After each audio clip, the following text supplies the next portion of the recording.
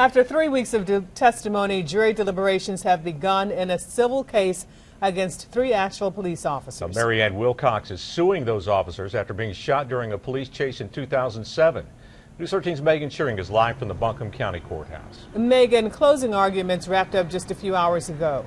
Yeah, that's right, Darcel. But shortly after deliberations began today, the jury asked to see the dash cam video from that chase again. They deliberated for about an hour and a half before being released for the day. Now, this is what they heard from attorneys, though, during closing arguments today. Both sides asked jurors to look closely at the evidence from the night of May 31st, 2007, the night Mary Ann Wilcox was shot twice during a police chase. Her attorney, Steve Egan, began closing arguments with a Bible passage. He then proceeded to play a number of radio transmissions from the night of that pursuit.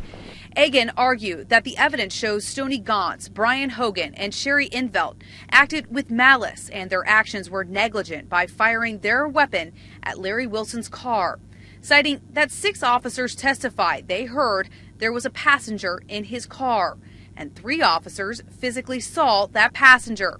They told jurors Mary Ann Wilcox almost died because police policy was violated.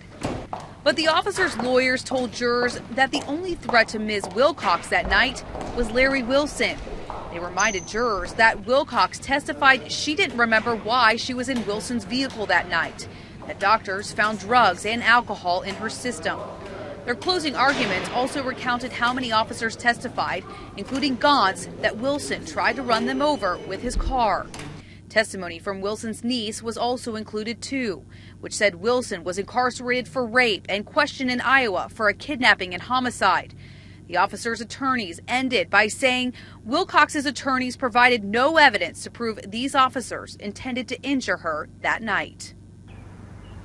Now, Wilcox's attorney rebutted and also told jurors to remember that the 27 bullets is not what stopped Wilson's car that night. It was actually police stop sticks. Now, Wilcox, is seeking over $250,000 for medical expenses. It's also possible she could receive money for pain and suffering and punitive damages from that night. Jury deliberations, will begin again tomorrow morning.